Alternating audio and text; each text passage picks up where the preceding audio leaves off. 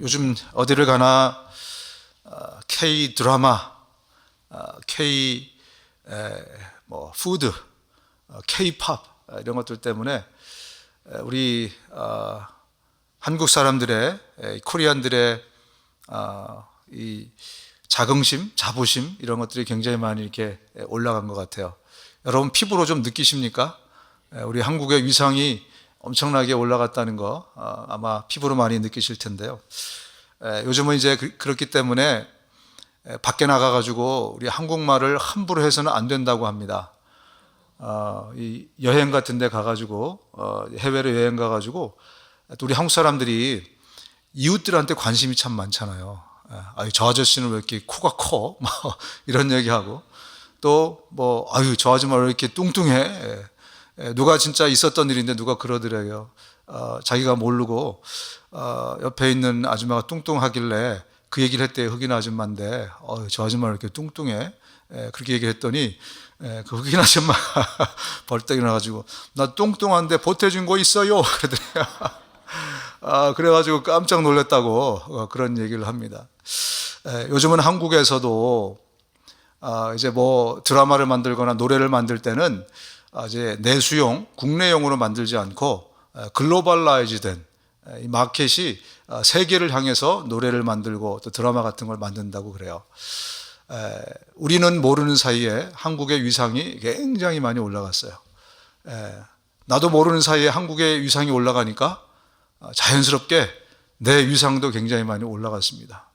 여러분 한국인으로서 긍지를 가지고 사시기 바랍니다. 우리가 예수를 믿는데 예수를 믿는다는 것은 다른 말로 하면 성경의 표현에 다른 말로 하면 예수 안으로 들어간다고 표현할 수 있습니다. 예수 안으로 들어간다. 그러면 이제는 내 인생을 사는 게 아니고 예수님의 인생을 사는 거예요. 한번 따라해 보실까요? 예수 믿는 것은 예수님의 인생을 사는 것이다. 예수 믿는 것은 단지 내가 어떤 종교를 갖는 차원이 아닙니다. 단지 내 마음의 수양이나 아니면 어떤 나의 유익을 위해서 그래서 어떤 신을 내가 어답하는 게 아니에요. 숭상하는 차원이 아니에요. 신을 숭상하는 차원을 넘어서 예수를 믿는다는 것은 내가 예수 안에서 사는 것이고 그러면서 예수님이 내 인생의 운전대를 잡기 시작한다는 거예요. 예수님이 내 인생의 운전대를 잡으면 내 마음대로 살 수 있습니까? 갈 수 있습니까? 없습니까? 안 되죠. 따라서 우리가 예수 믿는 게 뭔지를 제대로 알고 믿으셔야 돼요.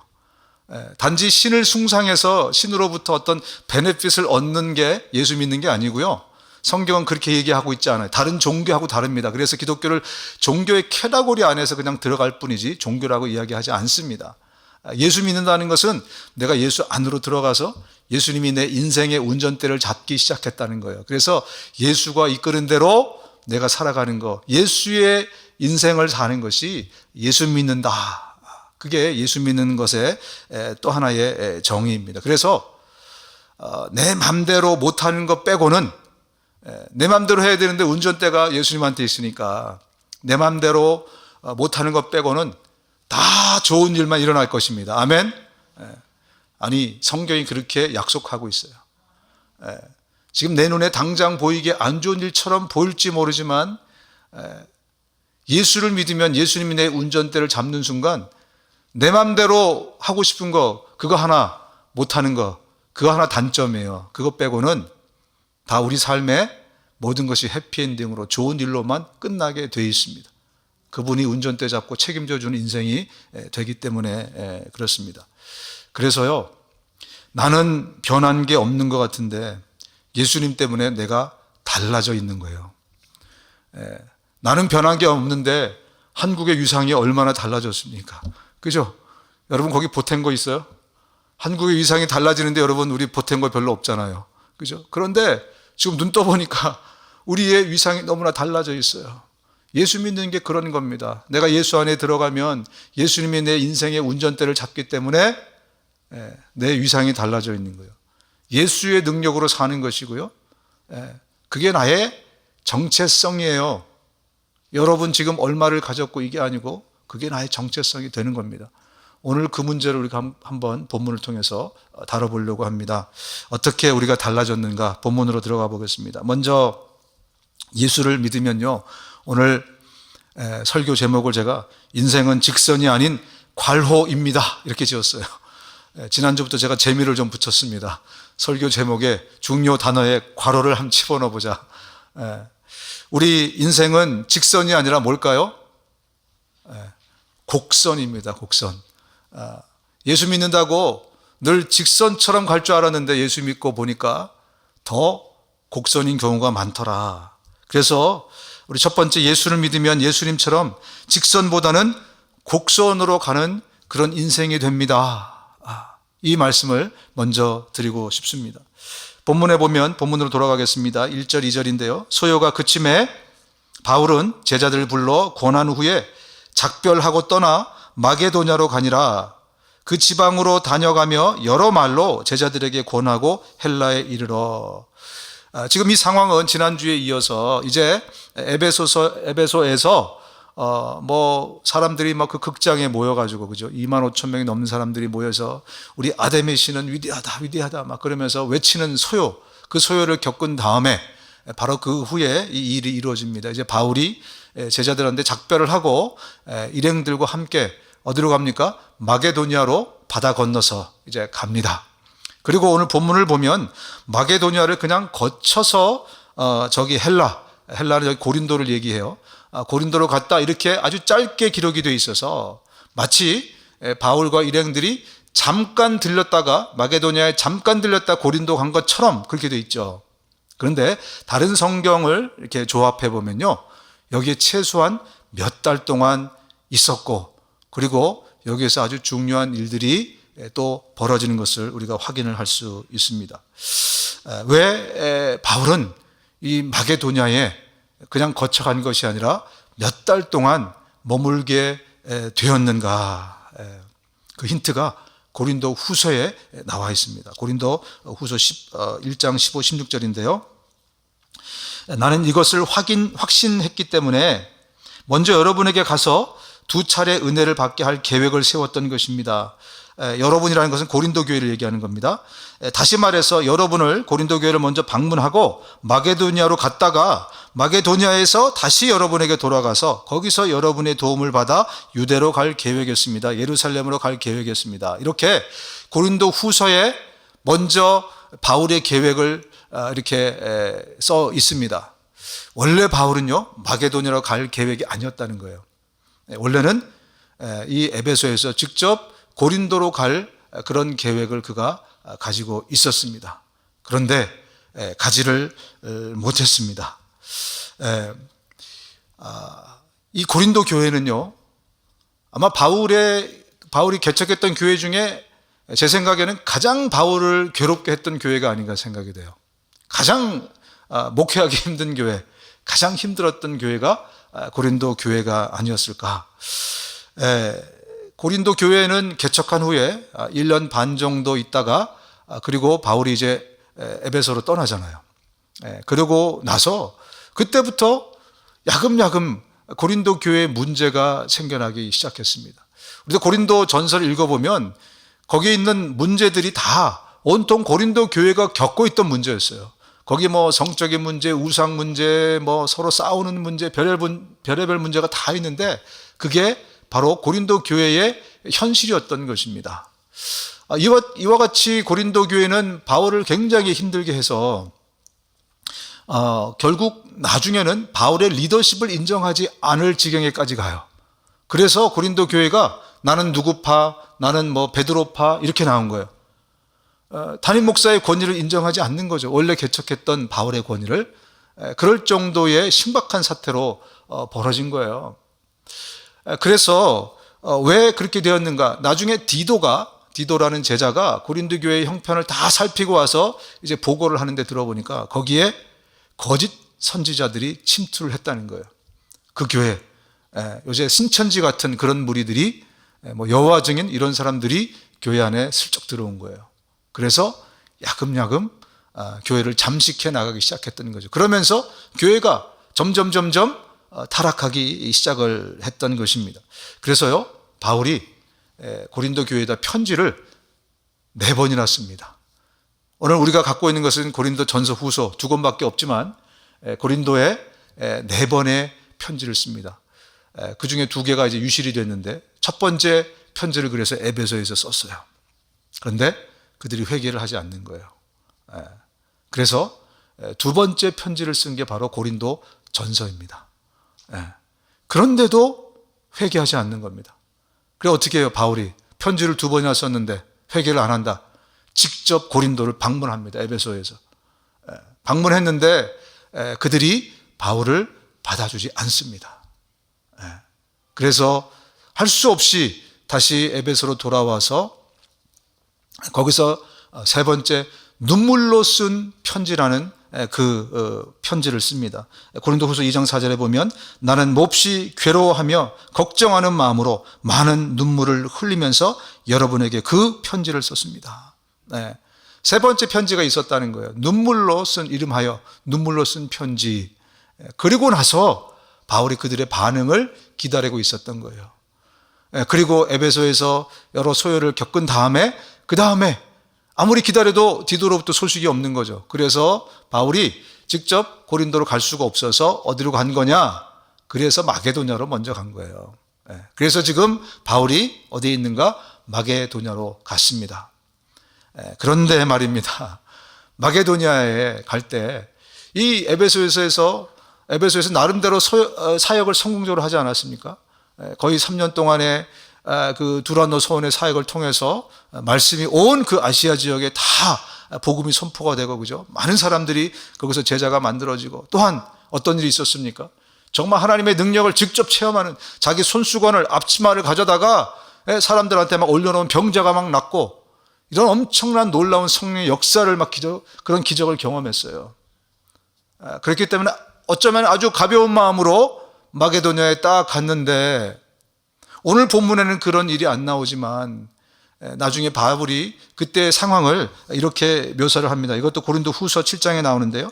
우리는 마게도냐에 도착한 후에도 조금도 쉬지 못했습니다. 쉬기는커녕 가는 곳마다 환난을 당했습니다. 밖으로는 싸움을 겪었고 안으로는 두려움에 쌓여 있었습니다. 어쩌면 굉장히 가벼운 마음으로 정말 성령의 능력을 한껏 경험한 그 바울이 마게도냐로 딱 건너갔는데, 거기에서 환난이, 어려운 일이 또 바울을 기다리고 있었다는 거예요. 그래서 쉬지도 못하고 거기서도 정말 고생 많이 했습니다. 그런 얘기를 하고 있는 겁니다. 어떻게 보면요, 성경에 아주 거듭되는 패턴 하나를 우리가 지금 확인하고 있는 거라고 저는 생각이 됩니다. 성경을 보면 이런 패턴들이 나와요. 정말 하나님의 놀라운 역사를, 은혜를 우리가 경험해요. 그리고 나서 이제 탄탄대로만 우리 앞에 놓여 있을 줄 알았는데, 직선만 우리 앞에 놓여 있을 줄 알았는데 갑자기 길이 곡선으로 바뀝니다. 유턴하라는 거예요. 갑자기 스탑, 멈추라는 거예요.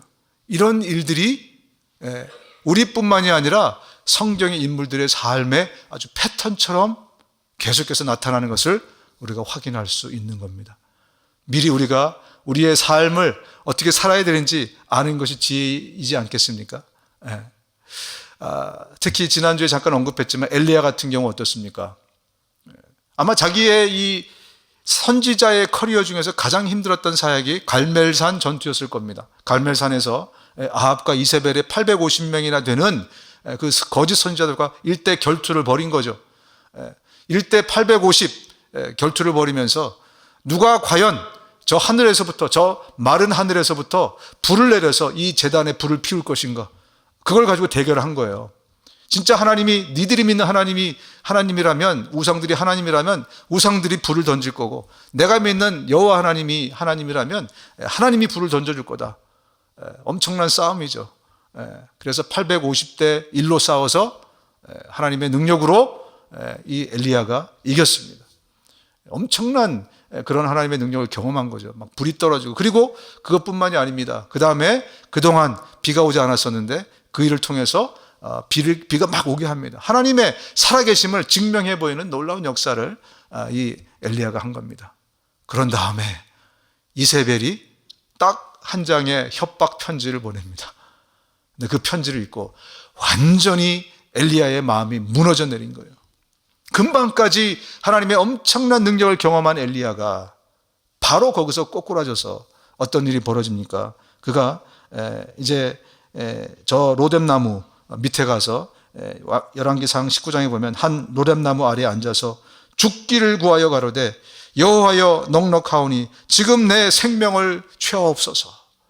방금 전에 엘리야를 전혀 찾아볼 수 없는 그런 기도, 나 좀 죽여주십시오. 엄청난 하나님의 능력을 경험한 다음에 바로 나온 일이 있는 것을 우리가 볼 수 있어요. 또 성경을 보니까요, 또 한 사람 죽여달라는 사람이 또 있더라고요. 나 좀 죽여주십시오. 책임이 심히 중하여 나 혼자는 이 모든 백성을 감당할 수 없나이다. 주께서 내게 이와 같이 행하실진대 구하옵나니 내게 은혜를 베푸사 즉시 나를 죽여 내가 고난당함을 내가 보지 않게 하옵소서. 누구 얘기인 것 같습니까? 그 위대한 영도자 모세의 얘기입니다. 나 좀 죽여주십시오. 나도 좀 죽여주십시오. 모세가 출애굽기 3장에 이제 콜링을 받지 않습니까? 하나님으로부터 내가 너희의 이 민족의 지도자로 삼겠다. 그래서 그 다음부터 모세가 들고 있던 지팡이는요, 양치는 냄새나는 지팡이가 아니었어요.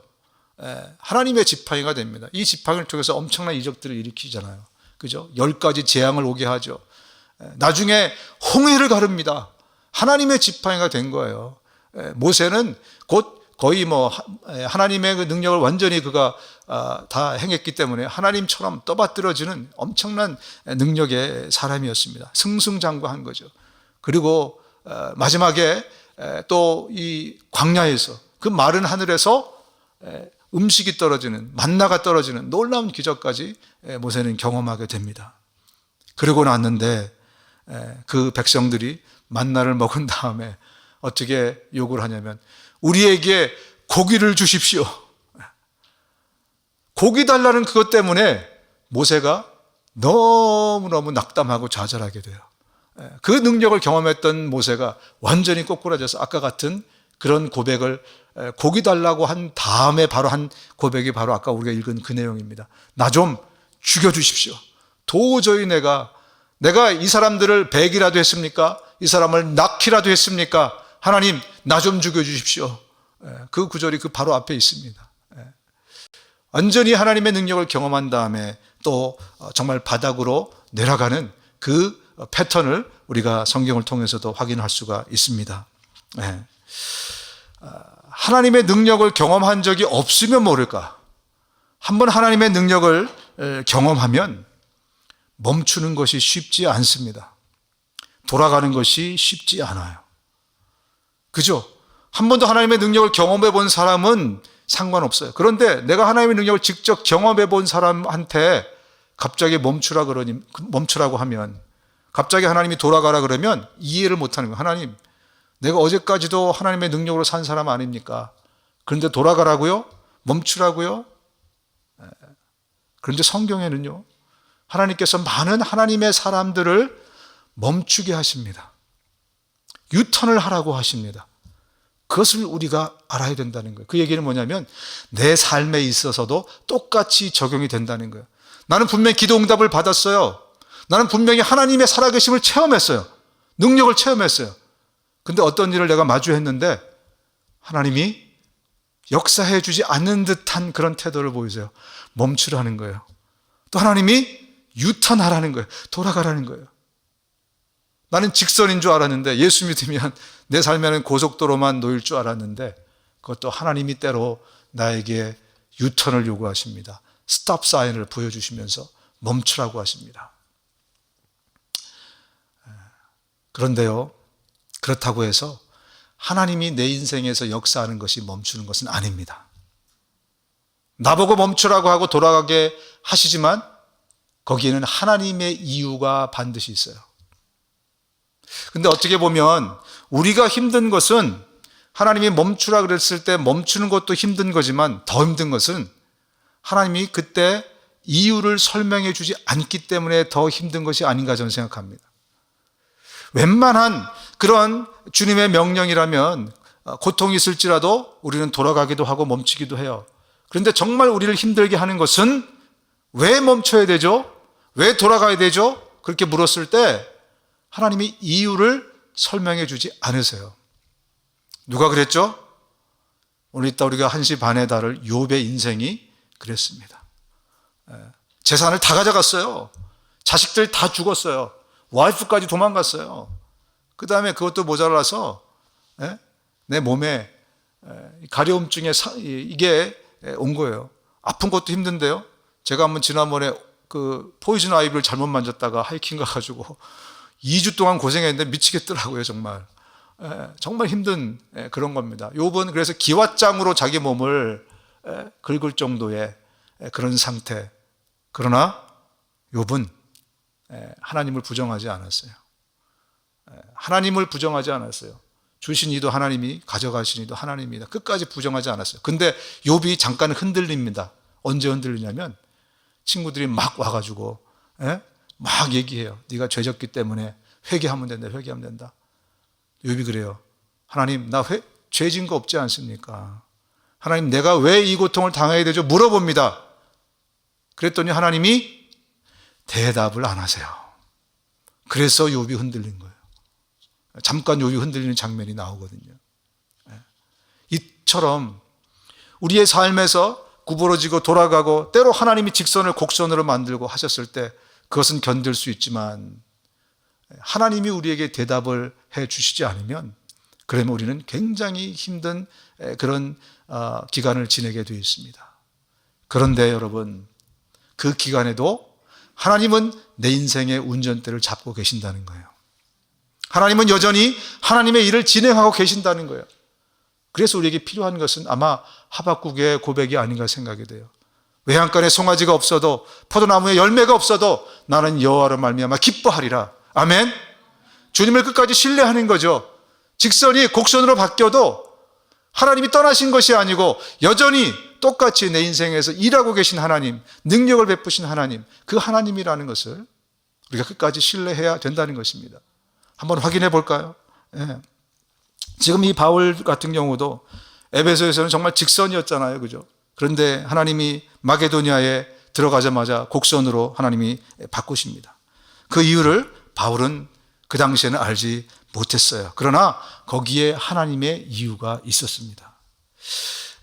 얼마 후에 마게도니아에서 지금 디도를 기다리고 있는데 드디어 디도가 도착을 했습니다. 그래서 고린도 교회에 사정을 알려주는데 바울 선생님이 에베소에 쓴 3번째 편지, 그 눈물의 편지를 그들이 받은 다음에 고린도 교회가 드디어 회개했습니다. 드디어 변했습니다. 아주 기쁜 소식을 전해줍니다. 그래서 바울이 그 얘기를 듣고 거기서 쓴 편지가 바로 고린도 후서입니다. 바울이 4개의 편지를 썼어요. 그래서 우리는 2번째 편지, 4번째 편지, 고린도 전서, 고린도 후서를 우리가 갖고 있는 거예요.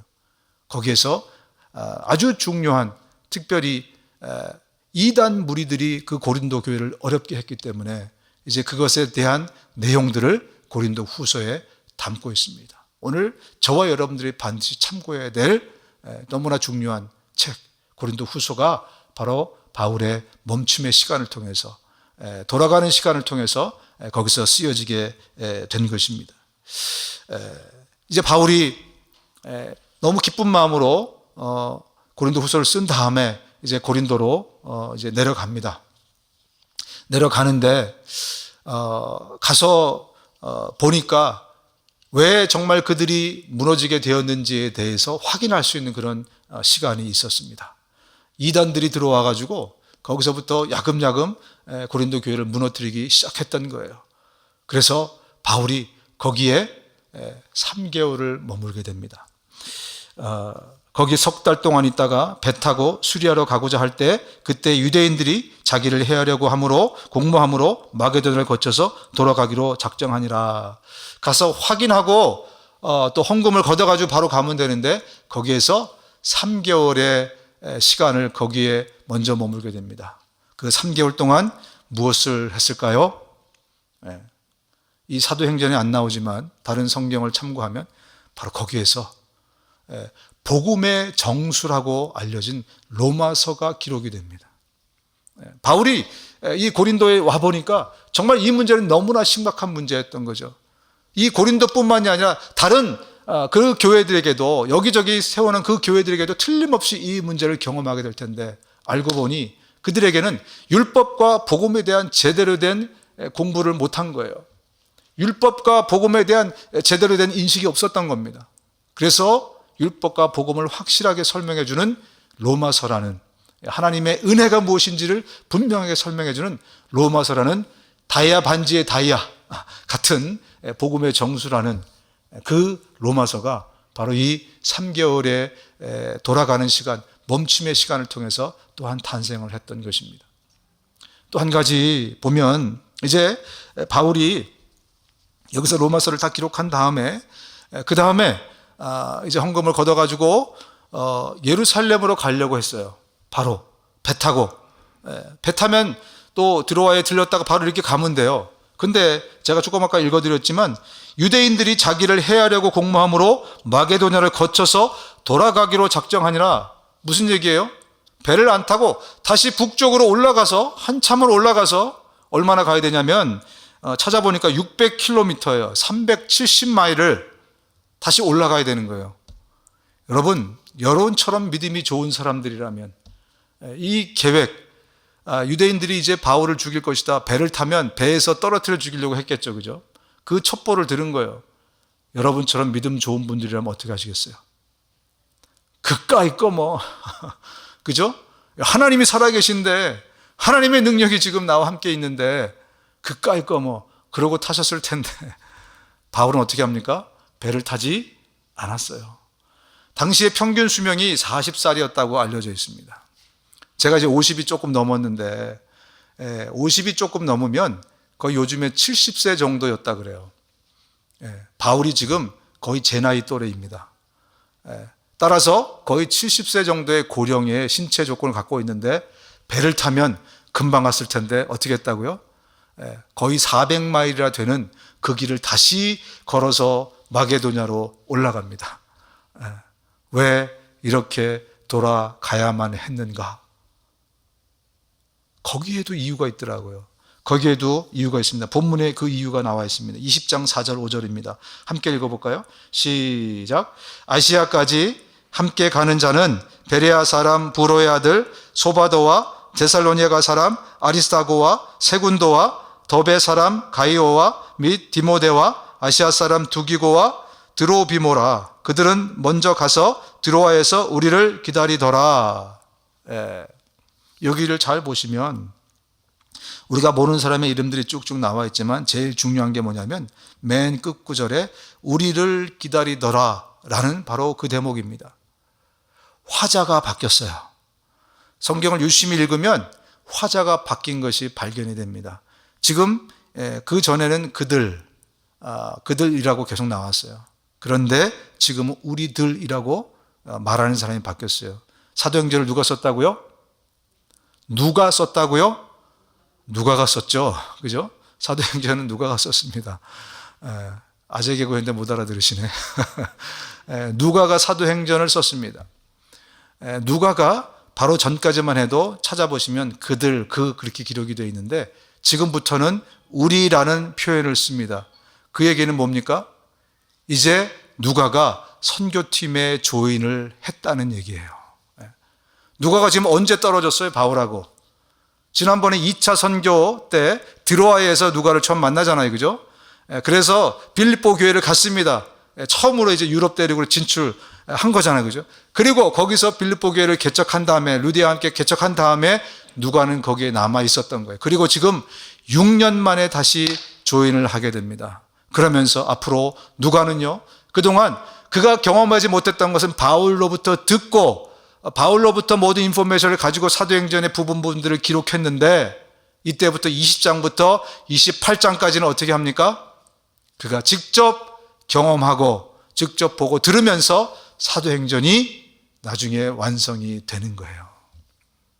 제가 말씀드리고 싶은 것은, 이렇게 하나님께서 돌아가라, 또 하나님께서 일부러 구부러 틀어놓고, 이런 길들을 바울이 순종하며 계속 갔는데 그동안에도 하나님은 역사하셨다는 겁니다. 특별히 이렇게 너무너무나 소중한 세 권의 성경이 바울의 유턴을 통해서 우리에게 주어졌다는 사실, 그런 것을 보면 저와 여러분의 인생에 하나님께서 하나님의 목적, 하나님의 뜻, 하나님의 의도를 가지고 저와 여러분들에게 멈추라고 하시는 겁니다.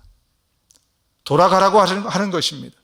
그분이 운전대를 잡으면 실패가 없기 때문에 저와 여러분들 정말 어떤 삶이든지 주님이 말씀하셨을 때 그분의 말씀에 순종할 수 있기를 바랍니다. 그 기간 동안에 하나님 말씀해 주시지 않으실지라도 하나님은 역사하고 계시므로 정말 중요한 것은 내가 여전히 그 안에 있느냐가 중요한 거예요. 다시 말씀드리면 예수님과 관계 있는 삶을 살고 있느냐, 그게 중요한 거예요. 예수 안에 있으라, 그 말은 예수님과 관계 있는 삶을 살라, 그 말로도 표현할 수 있겠죠. 그죠? 여러분, 지난 한 주간 동안 예수님과 관계 있는 삶을 많이 사셨습니까? 우리의 삶이, 모든 것이 예수님과 관계 있는 삶을 사셔야 돼요. 내가 지금 밥 먹는 것도 예수님과 관계가 있으셔야 되고요. 내가 비즈니스를 하는 것도, 내가 일을 하는 것도, 살림을 하는 것도 예수님과 관계가 있는 것을 예수님 안에서의 삶이다, 예수 믿는 거다, 그렇게 말할 수 있습니다. 정말 중요한 것은 내가 여전히 주님이 지금 안 계신 것 같은 현실에서도 여전히 예수 안에 내 마음과 생각과 그리고 나의 삶이 있느냐. 이번 한 주간도 그런 삶을 살 수 있기를 주님의 이름으로 축원드립니다. 두 번째, 한 가지만 더 나누기 원합니다. 예수를 믿으면 내 인생의 값어치가 바로 예수님 짜리가 된다는 거예요. 값이 얼마라고요? 만불, 천불이 아니고 예수님 짜리, 예수님의 값어치가 된다는 거예요. 누구 때문에? 예수님 때문에. 본문으로 다시 들어갑니다. 우리는 무교절 후에 빌립보에서 배로 떠나 닷새만에 드로아에 있는 그들에게 가서 이레를 머무니라. 지금 빌립보에서 배를 타고, 이 마게도냐에서 배를 타고 이제 다시 그 예루살렘으로 가기 위해서 드로아로 오게 됩니다. 근데 오늘 본문을 보면 닷새 만에 드로아로 왔다, 이렇게 기록이 되어 있어요. 배를 탔는데 닷새 만에 드로아에 왔다. 이 얘기는 뭐냐면 당시의 사람들은 대부분 이 얘기가 무슨 얘기인지 알고 있는데, 드로아에서 빌립보에서 드로아의 뱃길의 길이는 이틀 정도라고 합니다. 길어야 3일. 근데 얼마 걸렸다고요? 닷새 5일이 걸렸다는 것입니다. 그 얘기는 아마도 학자들에 의하면 3일 동안 바울의 일행은 바다의 한가운데서 표류했던, 폭풍을 만났거나 어떤 문제를 만나서 그들이 바다에서 며칠을 고생하고 그리고 나서 드로아에 도착했다, 이렇게 해석을 합니다. 그래서 그들이 드로아에 갔을 때 잠깐 기착지로 있다가 간 게 아니고 7일을 있을 수밖에 없었어요. 너무 고생을 많이 했기 때문에 몸을 추스릴 시간이 필요했던 것입니다. 그러면서 거기에서도 사건이 하나가 발생하게 됩니다.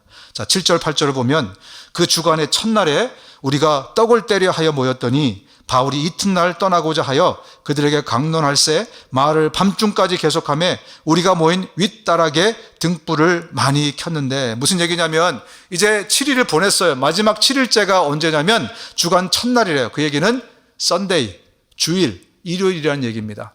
첫날. 그래서 일요일 날 이제 사람들이 예배를 드리러 모였습니다. 모인데 어느 누군가의 집에서 예배를 드리고 난 다음에 그 집이 아마 3층이었던 것 같아요. 거기서 예배를 드렸는데 바울이 계속해서 말씀을 이어가는 거예요. 강론을 이어가서 언제까지 가냐면 저녁 때까지 간 겁니다. 밤중까지 말씀을 전한 겁니다. 그러고 나니까 사람들이 많이 모였으니까 등불도 많이 켜 있고, 그리고 또 이제 거기에 누가 있냐면 유두고라는 한 청년이 거기에서 같이 바울의 그 말씀을 듣고 있었습니다. 여러분, 성경에 이름이 기록된다는 것은 아주 굉장히 중요한 인물이거나 아주 좋은 사람이거나 아주 나쁜 사람이거나 둘 중에 하나일 거예요. 그죠? 보통 사람은 거기에 그냥 이름이 기록되어 있지 않습니다. 근데 유두고라는 이름이 거기에 기록이 되어 있어요. 이 본문을 읽을 때마다 유두고는 도대체 왜 여기에 기록이 되어 있을까 궁금하지 않을 수가 없습니다.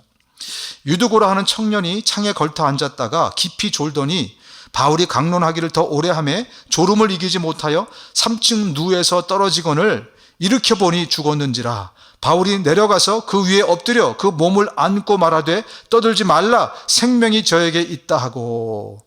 지금 유두고가 같이 말씀을 듣는데 밤은 깊어가고 그리고 졸음은 오고 그리고 그러고 있다가 창틀에, 사람이 많으니까 더웠겠죠, 젊은이가. 그래서 창틀에 앉아 있다가 꾸벅꾸벅 졸다가 3층에서 떨어졌는데 어떻게 됐다고요? 죽었다는 거예요. 사도행전을 기록한 누가가 의사입니다. 의사가 판정 내리기를 그는 죽었다는 거예요. physically dead. 지금 dead 했다는 거예요. 죽었다는 겁니다. 그랬습니다. 그가 죽은 상태에 놓여 있는 겁니다. 유두고는 그런데 왜 기록이 되어 있을까? 여러분, 유두고라는 그 이름은요, 우리식으로 얘기하면, 한국식으로 얘기하면 개똥이 혹은 뭐 마당쇠, 꺽쇠, 그런 종류의 이름입니다. 당시의 노예들의 이름, 천민의 이름. 우리 천민들한테 김 누구누구, 이 누구누구 이렇게, 이 아무개 이렇게 하지 않습니다. 그죠? 개똥이 뭐 이런 식으로 불렀는데, 유두고라는 거가 복덩이, 복을 받은 사람, 그래서 쉽게 말하면 복돌이, 그런 뜻입니다. 그래서 복돌이가 지금 하루 종일 주인을 위해서 일하다가 와서 예배를, 저녁 예배를 드리다가 그러다가 거기서 졸다가 떨어져서 죽었다, 그 얘기를 하고 있는 거예요. 그런데 이 얘기를 왜 아까운 지면에 성경에 기록을 하고 있는 것인가? 바울이, 유두고가 떨어져서 죽었어요. 그래서 바울이 내려갑니다. 뛰어서 내려갔더니 유두고가 죽어 있는 거예요. 그래서 어떻게 했습니까? 유두고를, 누워있는 유두고를, 죽어있는 유두고 위에 바울의 몸을 눕힙니다. 그리고 그를 꼭 껴안았다 그래요. 어디서 많이 보던 장면이죠? 구약의 열왕기상 17장, 열왕기하 4장에 엘리야가 엘리사가 했던 겁니다. 언제? 과부의 아들이 죽었을 때, 또 수넴 여인의 아들이 죽었을 때 똑같은 행동을 했어요. 하늘의 생명을 이 땅에 주입할 때, 하나님의 생명을 다시 그에게 주입할 때 똑같은 행위를 했습니다. 바울이 지금 엘리사가 했던 행동을 똑같이 하면서 하늘의 생명을 지금 유두고에게 주입한 겁니다. 그래서 유두고가 살아났어요. 그리고 뭘 했냐면 바울이 그를 데리고 올라갑니다. 그러면서 올라가 떡을 떼어 먹고 오랫동안 곧 날이 새기까지 이야기하고 떠나니라. 무슨 얘기냐면, 떡을 뗐다는 것은 이 한밤중에 밥 먹었다 이 얘기보다, 이 떡을 뗐다는 표현은 그들이 성찬식을 거행한 겁니다. 예수님의 죽으심과 부활을 기념하는 성찬식을 그들이 거기서 거행을 하게 된 거예요. 얼마나 깊은 의미와 함께 그것을 했겠습니까? 죽은 사람이 살아났다. 하나님은 죽은 사람을 살려내신다. 예수 그리스도의 부활은 바로 우리의 부활의 소망이고 약속이다.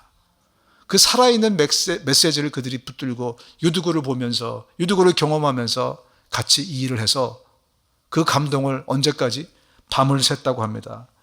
그들이 날이 새기까지 이야기하고, 부활의 소망, 부활의 어떤 확신, 부활의 어떤 감사, 이런 내용들을 가지고 아마 그들이 그 밤을 지새우지 않았을까. 그리고 마지막에, 오늘 본문의 마지막에 이렇게 기록하고 있습니다. 사람들은 그 살아난 청년을 집으로 데리고 갔다. 그래서 그들은 적지 않게 위로를 받았다. 그들이 왜 위로를 받았을까? 아주 비천한, 어떻게 보면 죽어도 상관없는 그 사람인데 살려줘서, 그것이 감사해서 그것도 있었겠지만, 바로 그들은 유두고를 볼 때 유두고를 통해서 예수 그리스도의 부활을 다시 한번 상기할 수 있었기 때문에 그렇습니다. 그를 통해서 그의 부활, 유두고의 부활, 그의 다시 살아남을 통해서 그들의 인생의, 아니 신약시대의 최고의 화두, 아니 우리 그리스도인의 삶의 최고의 화두, 부활의 소망, 바로 그것을 상기할 수 있는 인물, 유두고는 바로 그 사람이 된 것입니다. 유두고를 통해서 그래서 그들이 많은 위로를 받았다라고 성경이 기록을 하고 있는 것입니다. 여러분, 예수님 밖에 있는 사람들은요, 그들의 아이덴티티를, 정체성을 돈을 가지고 합니다.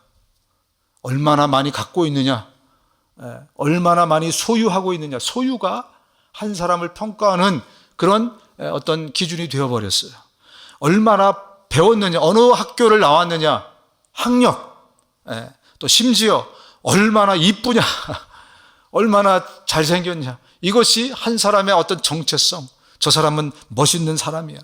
또 지위, 포지션, 어느 위치에 지금 있느냐, 사회적으로 소셜 스테러스가 어느 정도에 있느냐, 그게 그 사람의 정체성, 이게 세상이 말하는 정체성입니다.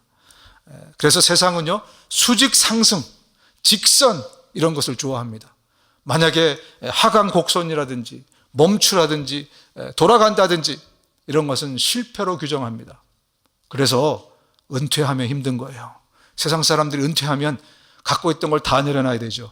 그러니까 예전에 그것 때문에 내 정체성이 이렇게 됐는데 내 정체성이 없어진 거예요. 나는 쓸모없는 사람, 나는 형편없는 사람, 이렇게 되어버리는 겁니다. 그런데 말입니다, 예수 안에 들어오면 인생 값이 달라져요. 우리 인생은 얼마짜리라고요? 예수님짜리, 1,000만 불보다 비싼 짜리라고 생각하시면 됩니다. 예수님짜리. 내 정체성은 내가 얼마나 가졌나도 아니고, 얼마나 잘생겼나도 아니고, 얼마나 배웠나도 아니고, 세상에서 말하는 그게 아니에요. 이제는 예수님 안에 있으면 예수님이 내 가치를 결정하는 겁니다. 내 밸류는 예수님만큼이에요. 내 가치는 바로 예수님이라는 거예요. 그리고 동시에 예수님이 내 운전대를 잡고 내 인생을 살지 않습니까? 그게 믿음이라고 가르쳐 드리지 않았습니까? 그러니까 우리의 밸류는, 우리의 가치는 지금 내가 얼마나 갖고 있느냐가 아니라는 거예요. 예수님짜리, 그것이 바로 나의 가치입니다. 여러분, 인류 역사 이래 아주 확고부동한 그런 가장 확실한 신분 상승 방법, 가치 상승 방법, 가치를 결정하는 기준이 있어요. 그게 뭡니까? 누구 집 자식이냐? 너가 아버지 뭐 하시노? 그래서 이 말이 유행이 된 것 같아요. 영화에 나오는 한 장면이, 너가 아버지 뭐 하시노? 아버지가 대통령이면요, 나한테 경호원이 달라붙습니다. 맞습니까? 내가 뭘 했다고? 나 아무것도 한 거 없는데 내가 누가 아버지 아들이라는 것 때문에 내 삶에 경호원이 달라붙어요. 아버지가 재벌이면 그 딸이 재벌입니다. 아무것도 없어요. 그러나 너가 아버지 뭐 하시노? 이게 나를 결정해요. 그죠? 인류 역사 이래 가장 확실한 신분 상승의 방법입니다. 여러분, 억울하십니까? 예수 믿으십시오. 아닙니다를 왜 하셨냐면, 우리는 이미 예수를 통해서 가장 확실한 신분 상승을 했기 때문에 그래요. 예수 믿으면, 그러면 경호원이 아니라 천군 천사가 달라붙습니다. 우리를 지키는 천군 천사가 달라붙습니다. 가장 확실한 방법은 예수를 통해서 하나님을 아버지로 우리가 모시는 것입니다. 예수 믿는다는 것은 그겁니다. 내가 예수를 통해서 하나님을 우리 아버지로 모시게 되는 그 은혜 가운데 살게 된다는 겁니다. 그래서 이제는 예수의 능력이 내 능력이에요. 왜? 나는 예수의 삶을 살기 때문에, 예수가 나를 통해 살아가시기 때문에, 내가 예수를 위해 살기 때문에, 예수가 내 안에, 내가 예수 안에 있기 때문에 나의 가치는 예수이시고 예수의 능력은 또한 나의 능력입니다. 여러분, 이번 한 주 동안에 정말 예수님 짜리로 사십시오. 예수님 의로 사십시오. 예수님의 능력으로 사십시오. 그분의 능력을 힘입고 능력을 발휘하면서 사십시오. 그게 우리의 살아야 될 마땅한 길이고 방법입니다. 때로 하나님 멈출까 하셨을 때, 나 이해 안 갈지 모르지만 주님이 일하고 계시니 멈추십시오. 감사하십시오. 주님을 신뢰하십시오. 주님이 돌아가라고 하실 때 아멘 하면서 돌아갈 수 있기를 주님의 이름으로 축원드립니다. 기도하시겠습니다. 눈을 감고 우리 기도하실 때, 이제 예수님을 영접해야 될 형제 자매를 위해서 함께 우리가 영접 기도를 같이 따라 했으면 좋겠습니다. 함께 따라 하시겠습니다. 예수님, 내가 죄인으로 태어나 죄 짓고 살아가는 죄인인 것을 고백합니다. 나의 죄를 용서하여 주옵소서. 예수님이 내 죄를 대신해서 십자가에 죽으시고 부활하셔서 감사합니다. 내가 이제 예수님을 내 구세주요 인생의 주인으로 모시기 원합니다. 나를 불쌍히 여기셔서 내 마음에 들어오시옵소서. 이제 나를 다스려 주시고 하나님의 나라로 나를 인도해 주십시오. 예수님의 이름으로 기도합니다. 아멘. 아멘.